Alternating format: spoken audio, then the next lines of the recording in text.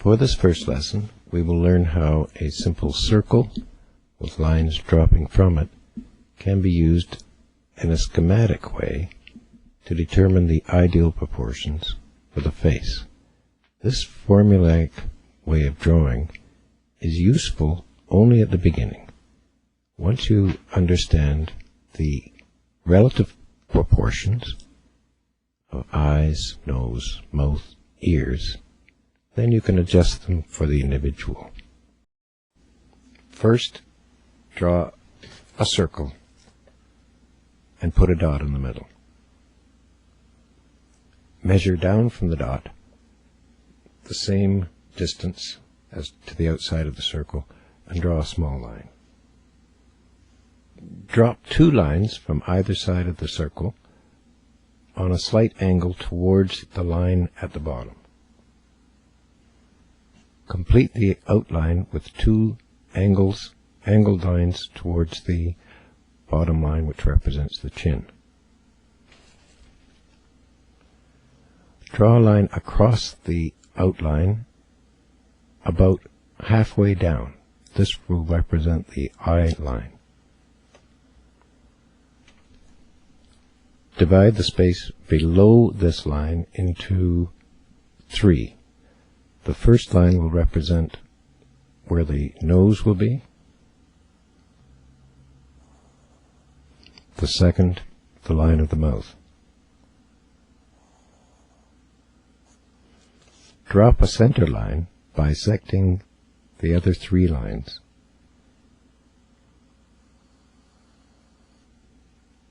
At this point, you can refine the mouth line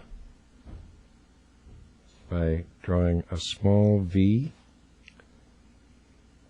and then bringing two lines a little further down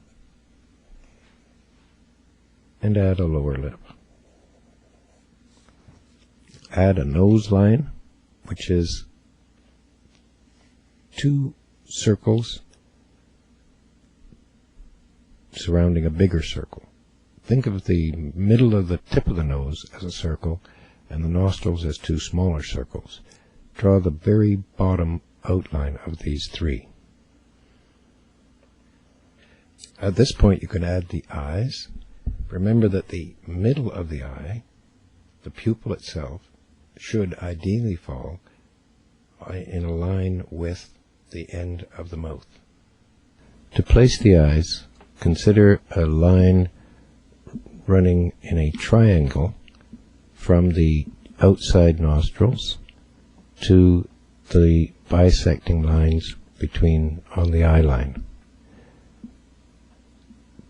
Where the lines approach the apex, start the inside of the eye. Draw one eye, then, measuring the distance that you've made the eye, use that distance to calculate the inside line of the other eye. Ideally, the eyes should be one eyeball apart. Bear in mind that the inside corner of the eye, where the tear duct is, finishes considerably out from the middle of the eye.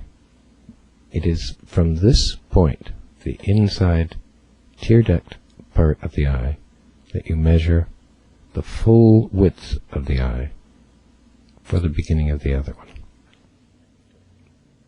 When drawing the eyes, draw two circles, but remember that the top half, or the top part of the iris, is normally hidden by the eyelid. Therefore, only part of the circle is shown. Draw the eyelid and eyebrows at this point. The ears fall on a line between the eye and the mouth. They can be thought of as two sort of question marks. At this point, we can begin to add things like the upper lip and the philtrum, which is the technical name for the groove between the nose and the upper lip. At this point, you might add a chin line. Think of the chin as being a circle, but only draw the very, very top portion of the circle. At this time, you might want to add in some lines for the neck. Start these about opposite the bottom of the jaw and angle outward. You can now add some detail to the ear. The two most defining lines are at the tops, which should follow the top of the ear line, but angle down towards about 2/3 up from the bottom of the line defining the bottom of the ear. Then a small chiclet-shaped line. At this point, a few simple lines indicating the folds from the nose to the mouth, and the temple outlining the forehead can be used to refine the drawing. Finally, an indication of the cheekbone and some folds for the eyes. At this point, an eraser and a few gentle smudge lines to soften the effect of the schematic drawing we have so far accomplished will begin to individualize and make even this diagrammatic face begin to take on a lifelike appearance.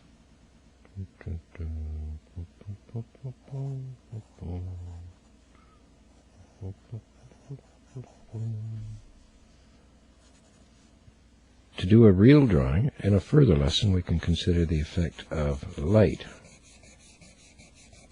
Basically, this means either deciding on an angle for light if you are making a drawing up out of your head, or recording the angle of the light if you are drawing from life.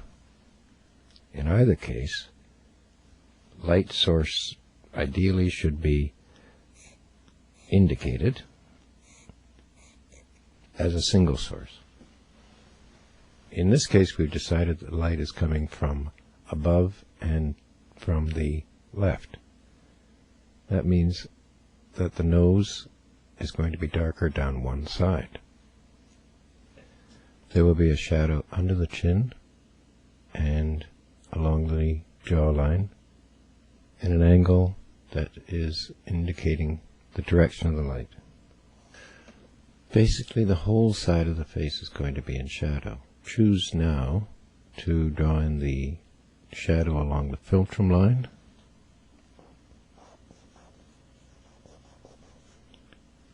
the bottom lip,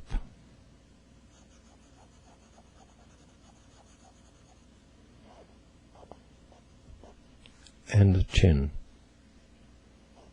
There may be a highlight where the cheekbone shines through the shadows. You can indicate the top of the eye socket, the bones of the skull, and put a strong shadow down the forehead. Remember that the tip of the nose is always the closest point to you from a face. It's the part that sticks out the most. So give that tip of the nose the greatest highlight. Some further refining and shadows begin to make this real face. I'm going to darken in the upper lip, since this is a male. Remember that the lip curves inward. As a final example of the power of light and shadow, I'm going to darken the eyes and add a highlight very carefully placed to reflect the angle of the light, and you'll see how a few dots suddenly bring things so much more forward. It is the drama of light and shade that makes an object in space appear to be three-dimensional. When this object is a face, each part must be chosen and accented and highlighted carefully. In the next lesson, we will learn how a simple circle and line dropping from the circle, lines dropping from the circle, can be used to rotate the face in any direction. We'll show profile and 3/4 views.